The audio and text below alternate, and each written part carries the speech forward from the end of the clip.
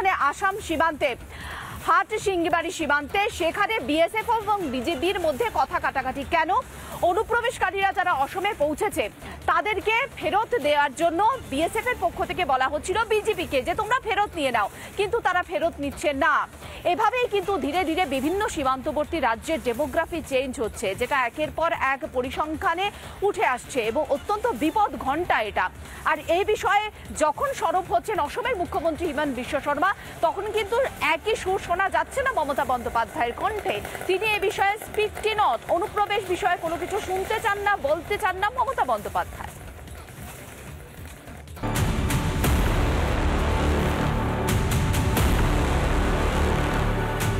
বাংলাদেশ থেকে হুড়মুড়িয়ে এপারে ঢুকে পড়ছে অনুপ্রবেশকারীরা। দরজা খুললেই যেন বাংলাদেশি।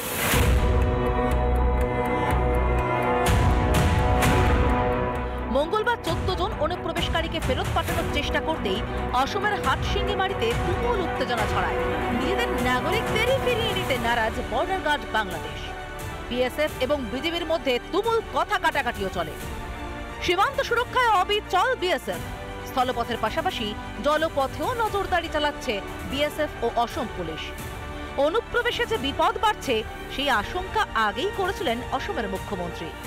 हमारे असम और त्रिपुरा से जो भी घुसपैठी आते हैं हम लोग हर दिन पकड़ते हैं, अब बीएसएफ पकड़ते हैं, लेकिन बंगाल में जब तक रुका नहीं जाएगा तब तक देश में फैलाते जाएगा।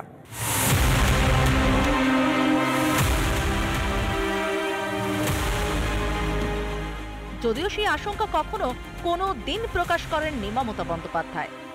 রবিবার মুখ্যমন্ত্রীর পাড়া থেকে ধরা পড়েছে এক বাংলাদেশি।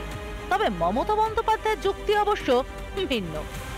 এখানেও বাবুরা এসে বসে আছেন, প্রত্যেক অ্যাসেম্বলিতে 20,000 থেকে 30,000 বাইরের লোকের নাম ঢোকাবে, বাংলার ভোটার নয়, তারা এসে ভোট দেবে। এই পরিকল্পনা কিন্তু আপনাদের আমরা ভেস্তে দেব। যদি তাই হবে তাহলে সিএএতে কেন এত আপত্তি মুখ্যমন্ত্রীর? অনেকের মধ্যে প্রশ্ন আছে, এনআরসি হবে কিনা, সিএএ হবে কিনা। আমরা মানব না, গায়ের জোরে মানব না, গায়ের জোরে মানব না, গায়ের জোরে মানব না।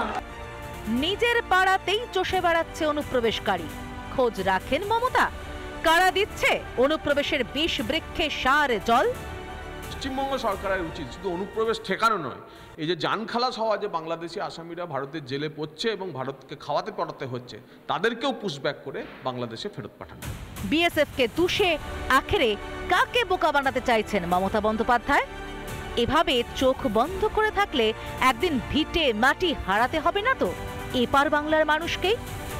বাংলা হয়ে যাবে না তো বৃহত্তর বাংলাদেশ? রিপাবলিক বাংলা। নানা ধরনের কন্টেন্ট দেখার জন্য লাইক করুন, শেয়ার করুন আমাদের ফেসবুক পেজ, সাবস্ক্রাইব করুন আমাদের ইউটিউব চ্যানেল। পাশাপাশি অন্যান্য ব্রেকিং নিউজের জন্য অবশ্যই চোখ রাখুন রিপাবলিক বাংলায়।